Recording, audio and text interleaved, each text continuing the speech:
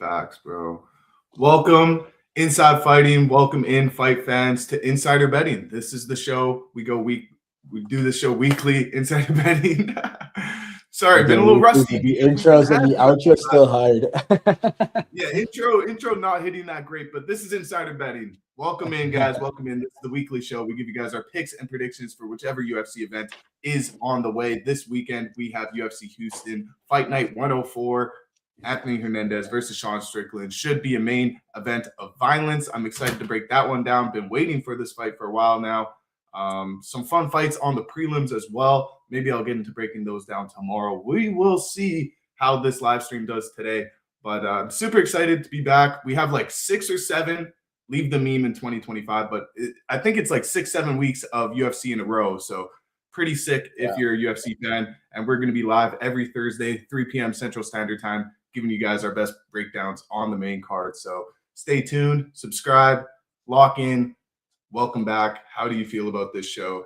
This card in Houston. The show is great. Highly recommend watching it. Yeah, really. Me too. Happen weekly, guys. Come on. Yeah, but no, it's a good fight night.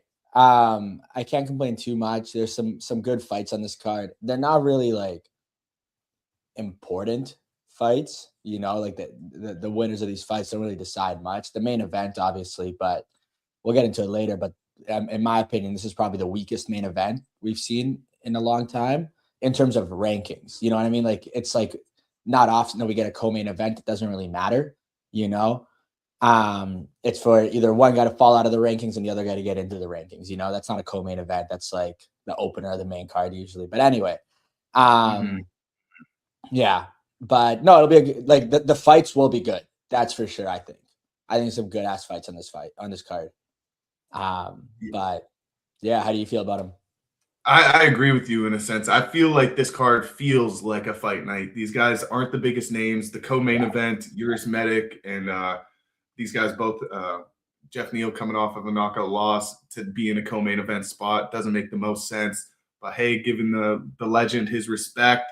And as I mentioned, the prelims, there's some guys on there who are pretty good. But yeah, main card, excited. Zach Reese, Mikel Pereira. This is a fun middleweight fight, and excited to break it down.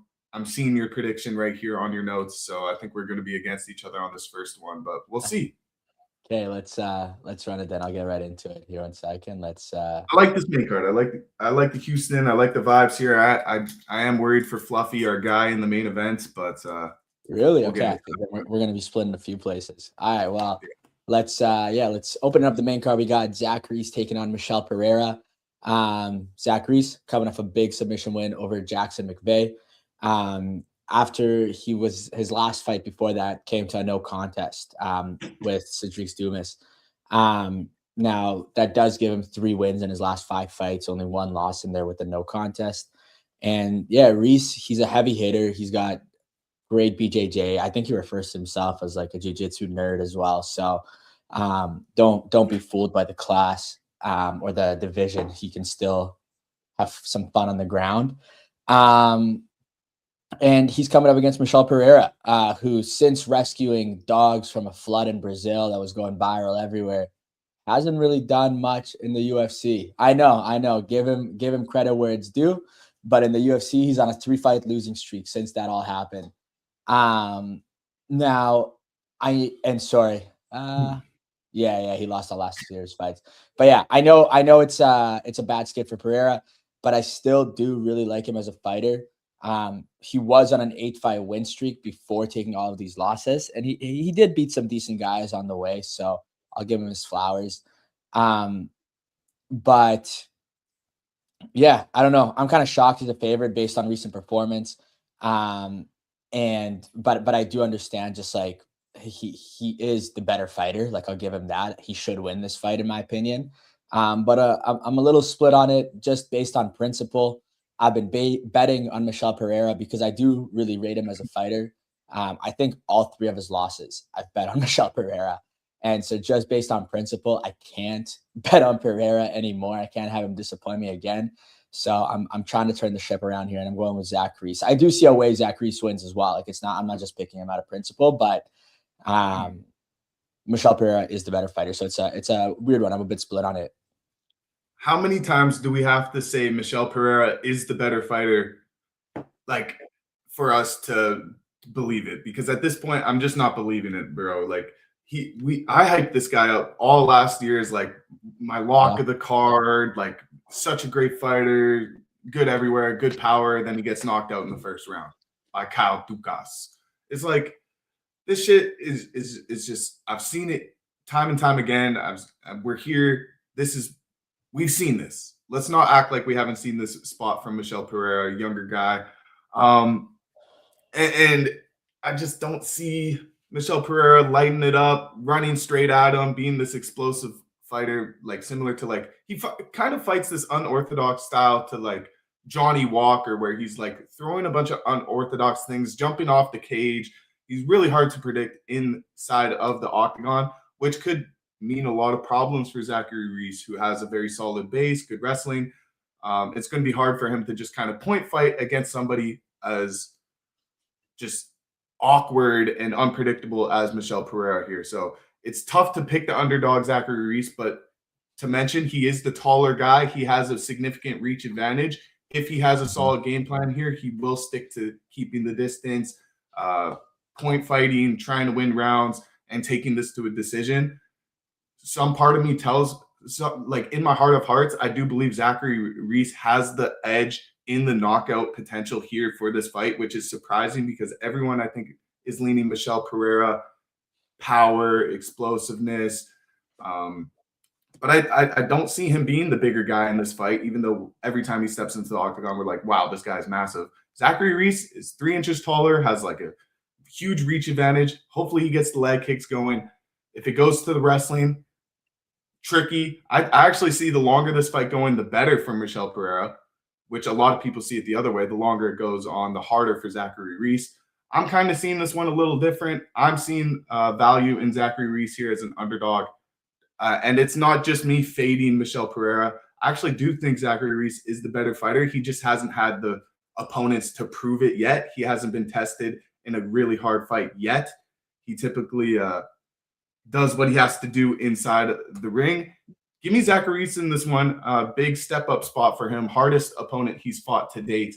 And I think he shows his true potential in this fight against somebody who I don't know what's next for Michel Pereira. If he loses here early, maybe he goes to like Karate Combat or something. I'm just not sure.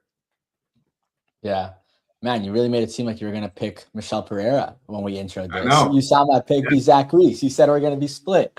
I know. But yeah, I agree with you. Yeah. No, I agree with you. We've been saying Michel Pereira is the better fighter forever, and he just keeps proving he's not the better fighter. But you got to go based off who they fought, you know, like Zachary just doesn't have any big opponents. Like none of these guys are making waves. The people that he's fought, the people that he's beat, the people that he's lost to, they're all kind of nobodies in the UFC still, but that's fine. He's only 10-2 as a pro. He's had far less fights in the UFC, so he'll get his way. But I agree. I think right now, current moment, he is the better fighter, and he's going to get the win here. And let's say Zachary is bigger in the octagon. Let's say he can get a takedown. Let's say, like, he can control this fight on the bottom. I do see a world where Zachary Reese is dominant on the ground control here and walks his way to a unanimous decision. Like, that's how I kind of see this one being. Really boring fight from Michel Pereira, where we all start asking us real questions on why we bet this guy 4 times in a row and lost all our money. So, and that's why we're not betting on him. No more. Yeah. But I do want to say it's less of a fade of Michel Pereira and it's more potential belief in Zachary Reese here. That's just how I see it. Yeah, no, I respect that. For the second fight on the main card, we got Jacoby Smith taking on Josiah Harrell. I'm gonna butcher this name, but Jacoby Smith was actually supposed to fight Ko Seok Hyun. But he pulled out, and now we have this new matchup with Josiah stepping up on short notice. Interesting enough, this is actually the second time Josiah Harrell has stepped up on short notice. But the first time he was diagnosed with a rare brain disease during his medical, which forced him to pull out of the fight. So kind of crazy that he's back. And he's finally making his UFC debut. So props to him. Which honestly gives us a pretty interesting fight because both of these guys are undefeated. Both of these guys are 11-0 as professionals. Only difference is Jacoby Smith is currently 2-0 in the UFC. He's got 2 finishes, one by sub, one by knockout, and he opened up this fight as a 5-1 favorite, which is pretty crazy because I feel like a lot of people don't know much about Josiah Harrell, and I feel like people still don't know much about Jacoby Smith. They're so early into their careers to make someone a 5-1 favorite. It's kind of crazy. 3-1 favorite, still kind of nuts, but I get it. He's more experienced. Yeah, but in a fight like this, fuck it. It doesn't matter. I know Jacoby Smith is the right play. Based on him having a couple UFC fights and a full training camp. Like Josiah Harrell, not only is making debut, he's also on short notice. But when you have a story like Josiah's, where he literally had brain surgery a couple years ago, and now he's making his UFC debut, and after he probably thought he would never fight again, you have to root for the guy. So I don't care if Jacoby Smith is the better fighter. I don't care if he should win this fight. I'm taking Josiah Harrell, and I'm gonna sprinkle in a little bit on a finish here. Both of these guys are big finishers. They both have. Jacoby Smith has 9 finishes in 11 fights, and Josiah Harrell's got 10 in 11 fights. And Josiah's are a little bit more. What's it called? He's a little more well-rounded. 6 knockouts, 4 submissions. Jacoby Smith has 8 knockouts, 1 submission. So neither of these guys lost before, but basically all these guys know is finish. So I'm expecting a finish in this fight. Yeah, both 11-0 is crazy that these guys are getting matched up here because they both have potential to be a name in welterweight in this division. So for them to cross paths this early, literally the first fight in Josiah Harrell's UFC career is a toughie, but it should mean for a fun fight. Like it's hard to bet against Josiah Harrell just because, like you said, his story is incredible, but it is also hard to bet on him because he's making his debut here. It's hard to bet on somebody who's never seen the UFC spotlight before. Some people make the most of it. Some people crumble. I don't think he's going to crumble. I do think he survives. I want to see him survive at least. But Jacoby Smith, finishing instincts, knows that this is a big spot for him. If he could defeat an undefeated fighter, be 3-0 in the UFC, these are the things in the back of your head leading into this fight in the fight camp. You know how important this one is for your career.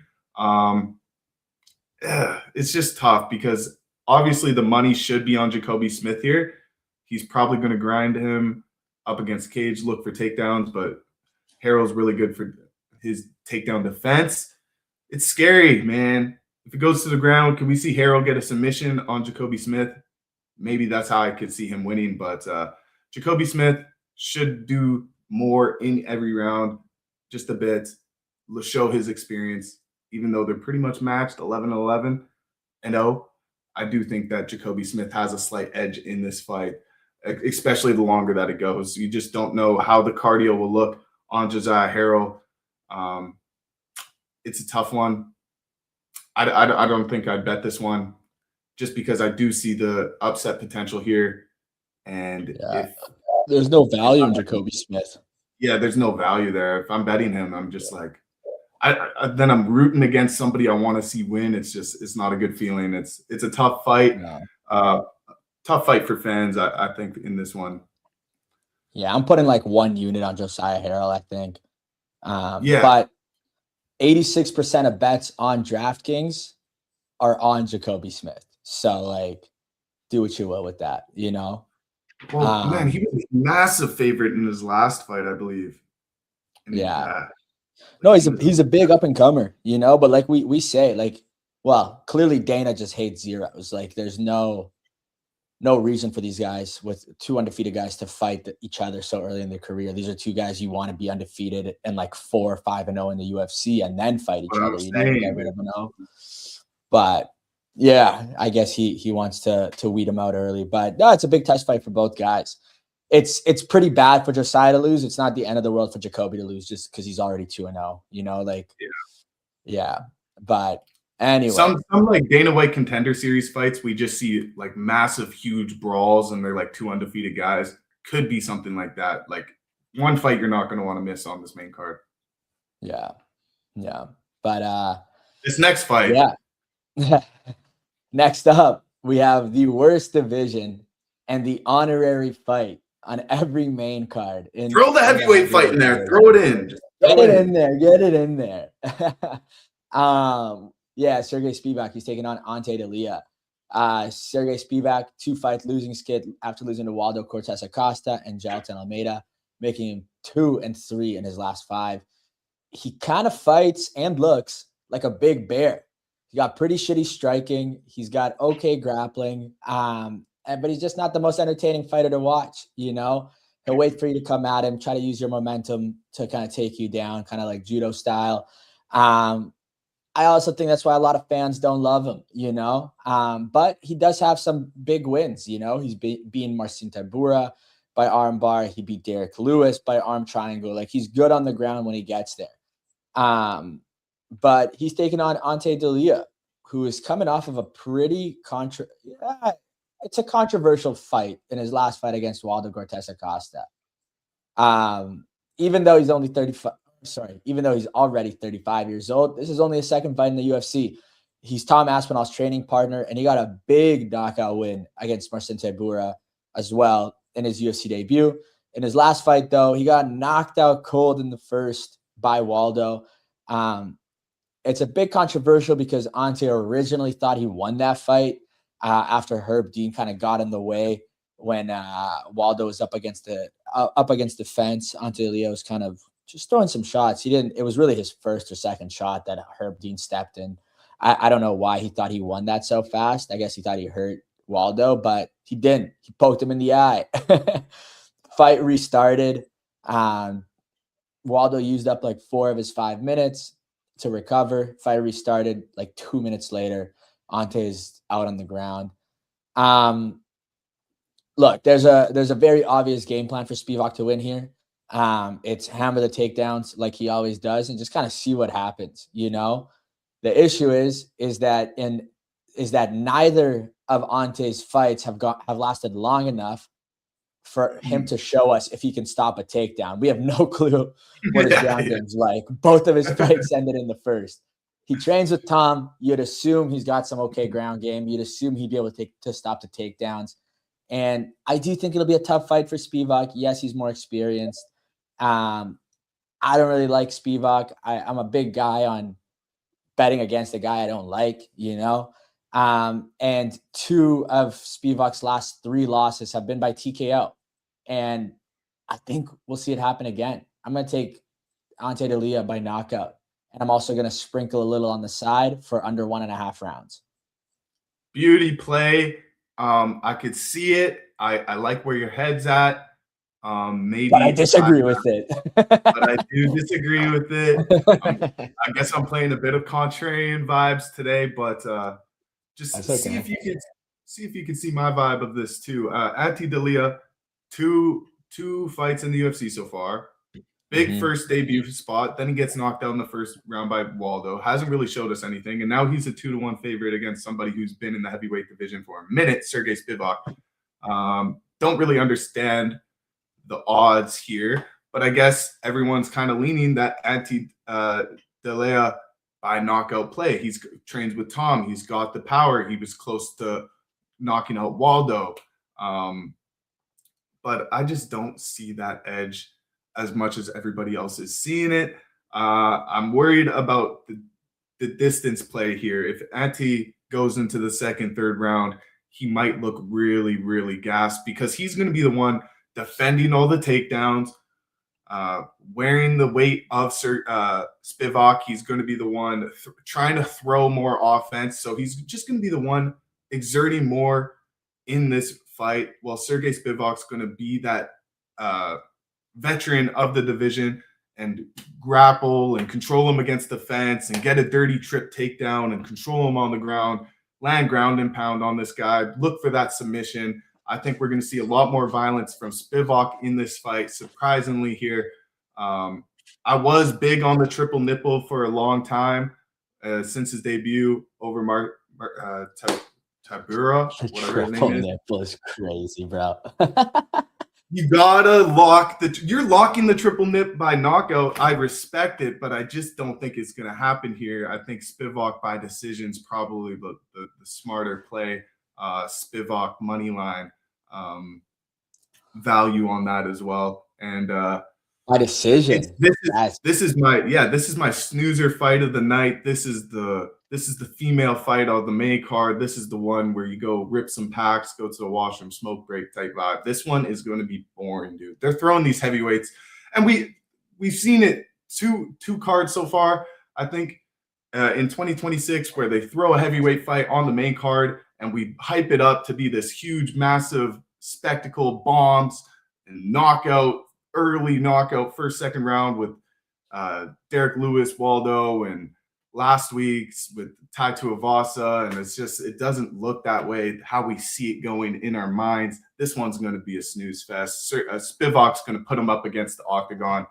Ante D'Elia is not going to be able to land his nice long distance jabs, and it's going to be a long 15 minutes for D'Elia, and Spivak's going to get the win. And then we'll probably see like Spivak versus Pavlovich or something like that. Yeah, that's fair. That's fair. I mean, I think this fight was supposed to happen, right? This was supposed to be the fight, and then Waldo stepped in on short notice because whatever happened to Spivak. Yeah. So now Spivak's been ready for the triple nip for a second now. So I think he's I don't hate you picking Spivak. I just don't like the decision play. Spivak's only got 2 wins by decision, 15 by finish. So I don't necessarily I do think there's going to be a finish in this fight, and I think it's going to be an early one. I can see Spivak finishing him, man. I could see the ground and pound, and he's just too fat and lazy to get up. Or even a little submission play. I don't hate that. You know, if Ante can hang on the ground, which we don't know if he can, there's 100% a chance Spivak wins this fight on the ground. You know, and if Ante can't hang on the ground too well, then it's probably going to be an early takedown, early submission type of vibe because Ante is just going to be laying in the pressure. That's what he does, you know? So, that's how I see it. I really like the under 1.5 rounds play. You know, win or don't matter. It's just early finish. Respect. Yeah. Seen it a little bit different, but that makes it more exciting to watch because that fight I wasn't that tapped in with, but now I'm excited to watch it. Hell yeah. Word. Well, for the feature fight, we got Dan Ige taking on Mel Costa. But before we break down the rest of the main card, we do have a little message from our special friends at DraftKings. Hey, Inside Fighting, the UFC is back this weekend in Houston for another Fight Night card, and we have you covered with our friends over at DraftKings to bring you closer to all the action. Right now, if you're a new customer, go download the DraftKings Sportsbook app. You can sign up using our promo code InsideFighting, bet $5, and you'll receive $200 in bonus bets if your bet wins. Again, this is for new customers who sign up using our promo code InsideFighting, bet $5, and you'll receive $200 in bonus bets if your bet wins. That's only at DraftKings. The crown is yours.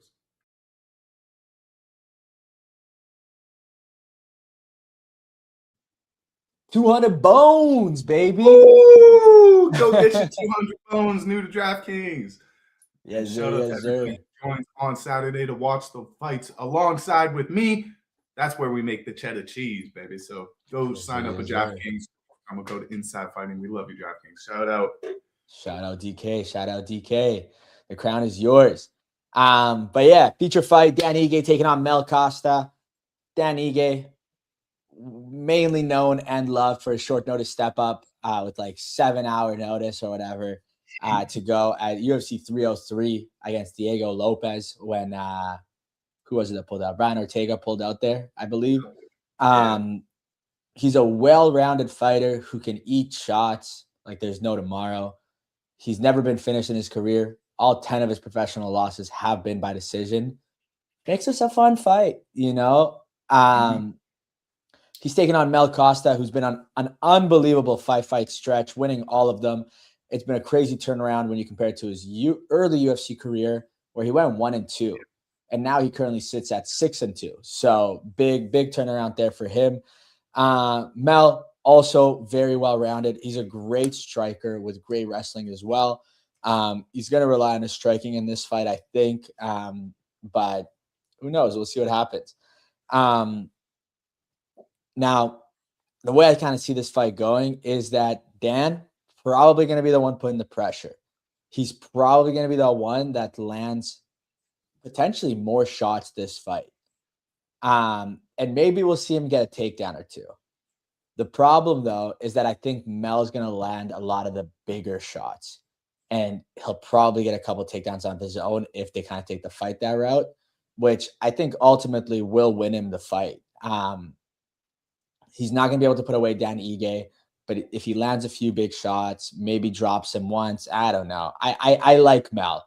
Dan Ige, I think he's one for the fans. You know, I love how he's still ranked. He deserves it, but he hasn't been that hot. He's only got 2 wins in his last 5. His 2 wins have come against Sean Woodson and Andre Fili, where Mel Costa's been winning well too. Like he's got 2 submission wins, a knockout, 2 decision wins. Like he's pretty well rounded. So anyway, I like Dan Ige. I think he deserves the love, but overall, I think Mel's the better fighter right now, and I think Mel's going to get the win here and finally be ranked. Yeah, a lot of people have Dan Ige as this sharp underdog lock pick, and I'm just not seeing it the same way. No. I've been big on Malik Costa. I do like how you called him Milk.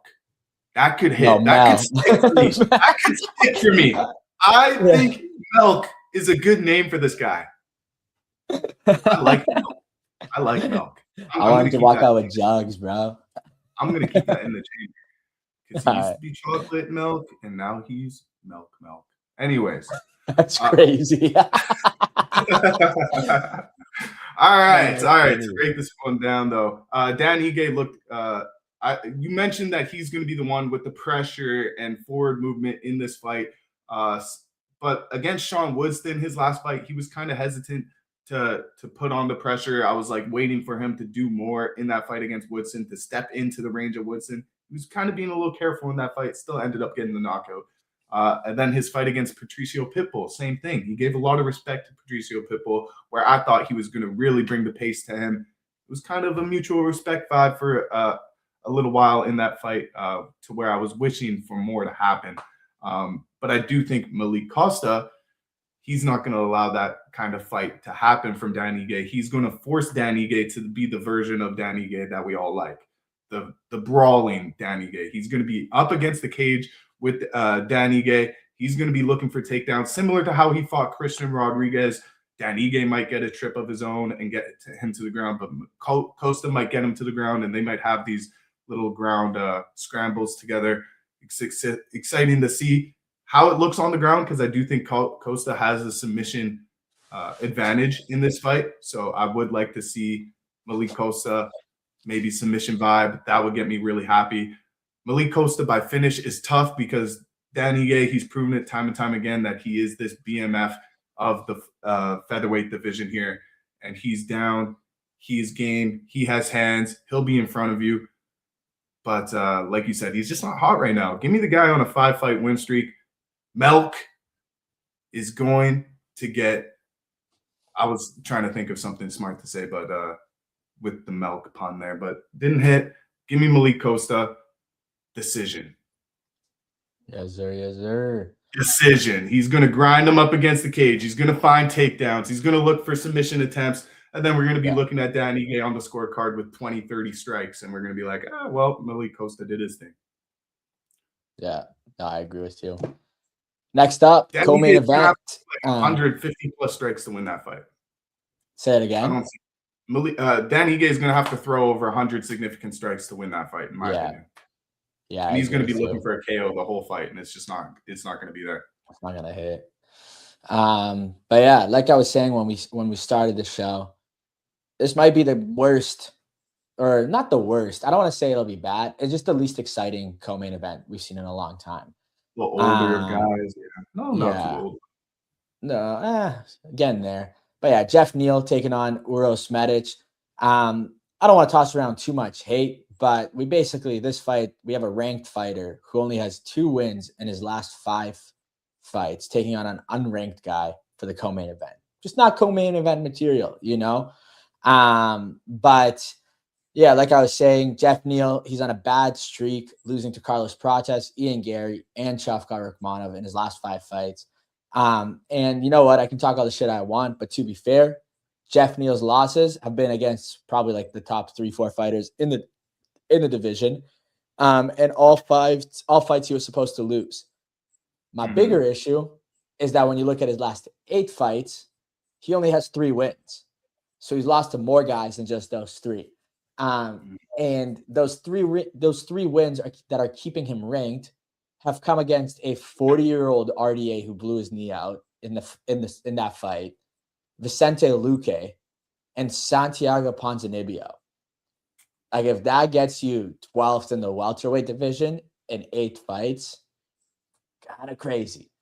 But then you have Uros Medic, who has never gone to a decision in his UFC career. All of his wins have been by knockout, and he's only lost 3 times, twice by submission, once by KO, making him 7-3 in the UFC, which isn't too bad. Off of experience alone, I understand why Jeff Neal is the favorite. He's fought the bigger names, and he's gotten the bigger wins in his career. But it's so hard to bet on him when he's on such a bad streak. And I don't think Uros Medic is that good. We've seen him get rocked, you know, even in his wins. He's not like this like crazy fighter you can't put away, you know. Clearly he's really good offensively when he gets going, but his defense is the issue. You know, he gets hit, he gets rocked. And so Jeff Neal should win this fight. There's no value in betting Jeff Neal. And I don't like Uros Medic that much where I'm going to bet on him either. So I'm just going to stay far away from this fight. Whatever happens, happens. I don't think either of these guys are making title contention. They're really just trying to see like Jeff Neal is at the point where it's like, it's kind of like the gatekeeper now. You know, that's his role. So he's there to see if Uros Medic deserves higher ranked opponents or if he's going to keep fighting lower guys and knocking them out. Yeah, I'm pulling a little bit of recency bias with this one just because I literally just think it's how it's meant to go. Uros Medic, he's shown that his KO ability, and I don't know if Jeff Neal might be checked out here. Like, he just got spinning elbow knocked out by Carlos Prates. Chin might not be that good anymore. He's getting a little older. I do like him, but Medic's not going to throw a crazy spinning elbow that's going to knock this guy out. Prates was like, he was still in that fight with Prates up until that elbow, that finishing exchange. So this one's tough because I want to go underdog by knockout, but Jeff Neal though. Jeff Neal. Yeah, I'm gonna just assume here Jeff Neal is a little tapped out, checked out.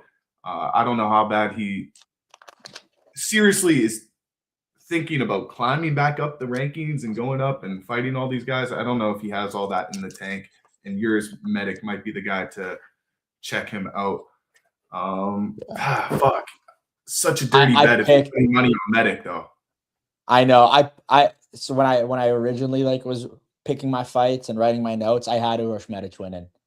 And then I was like, why the fuck am I betting on these? Like, he's just not that good, you know? But neither is Jeff Neal. He's just like, you're betting on who's worse. But here's the thing. I bet against Medic and I lose. I bet against Jeff Neal and I typically win. So it's like, I should just stick with that.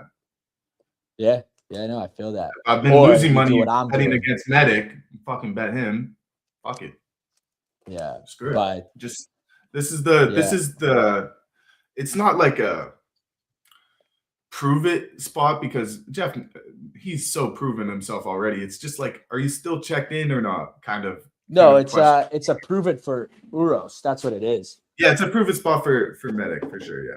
Yeah, but yeah, I don't like this fight. You got that degen side more than me. I'm not even betting on this fight. Period. You know. Medic by KO. Medic by KO. It's gonna be double up your money with Medic. Medic KO. Let's go.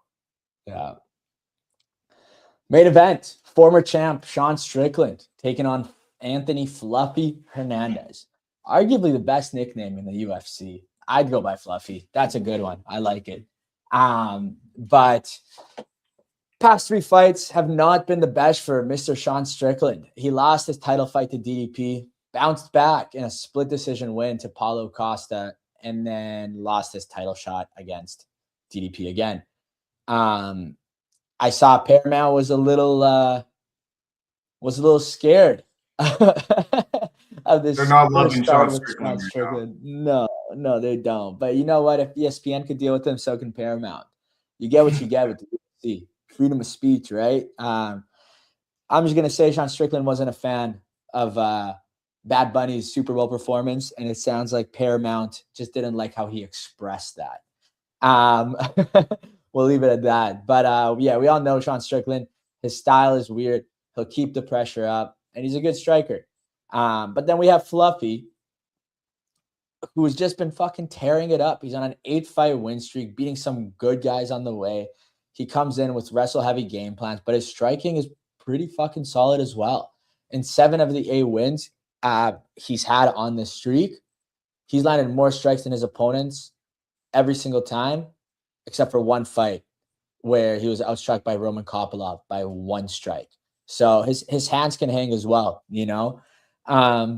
This fight feels like a layup for Fluffy to get a title shot after Imavov, or to set up a title contention fight with Fluffy and Imavov. Either way, I think Fluffy is the where I feel like they're setting up Sean Strickland here. But yeah, at the end of the day, this is the toughest opponent Fluffy has faced. So for sure. in terms of experience, you know, but he's fought some good guys. He's got Brandon Allen on there. He's got Michel Pereira. He's got Roman Dolidze. You know, like he's got decent wins. Roman Kopylov, decent win. Like it's not that he's been fighting absolute nobodies, but he hasn't fought a former champ. Period. Exactly. This is that step up now. Yeah. This is that step up. Fun fight. Fun fucking fight. I want it to be violence. It's hard to break down, low key.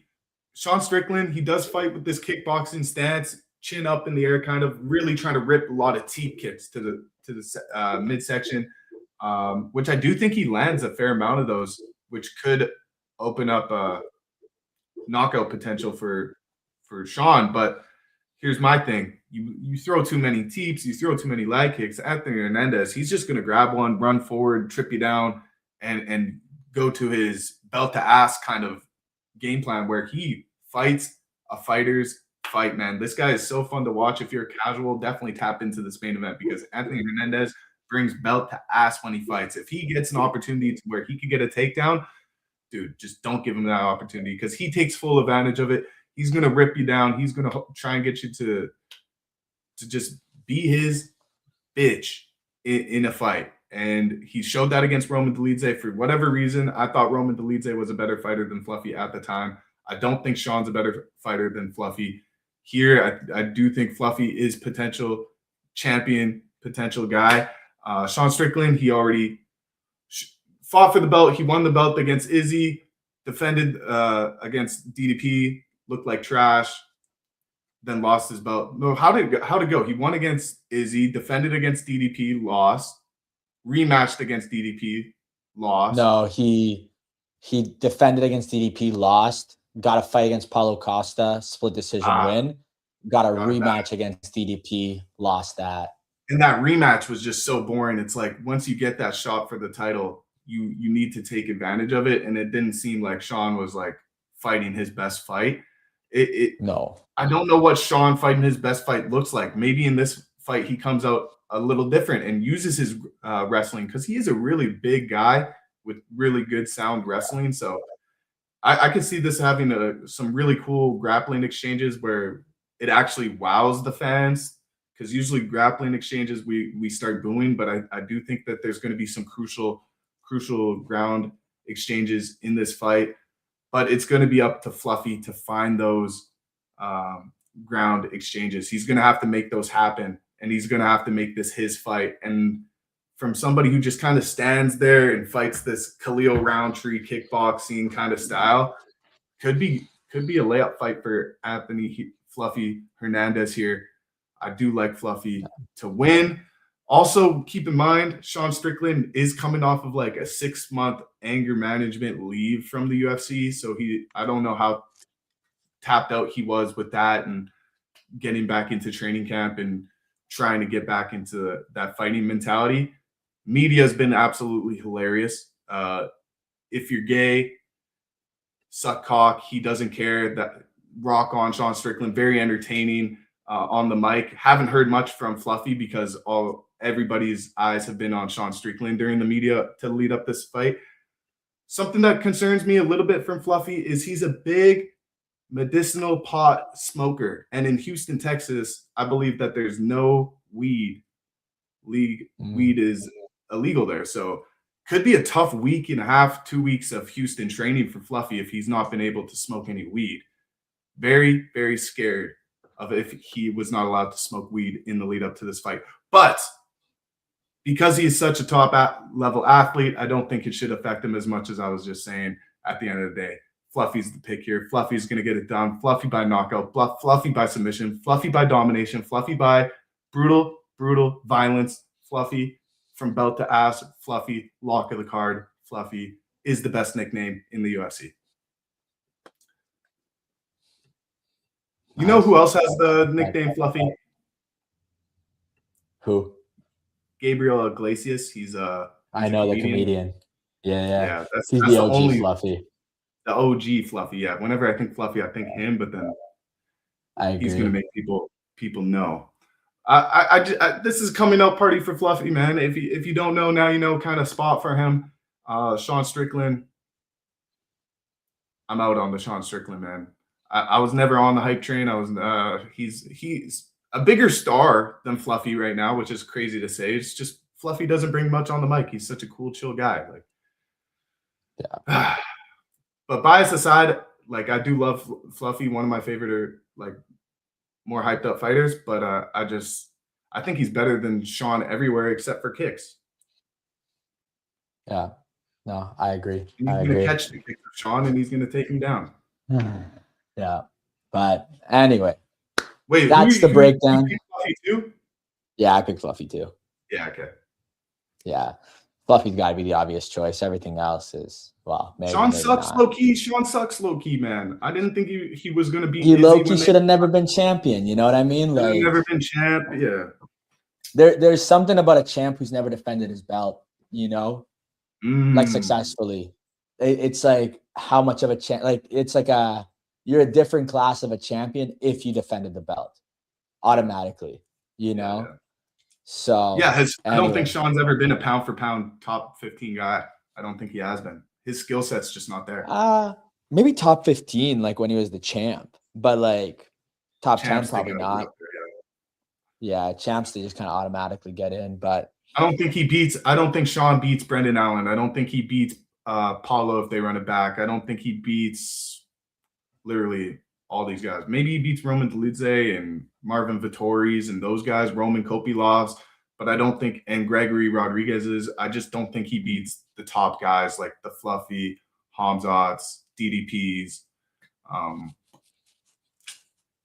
Yeah, new era in this division. You got to be a really high class wrestler. So I'm excited to see the wrestling of Sean Strickland. He's going to show it in this fight. He's going to have to show it in this fight, and we haven't seen that side of Sean Strickland. So if he impresses me like he's just this world-class wrestler, all props to him. But Fluffy's already proven that to me, so got to ride the Fluffy train on this one.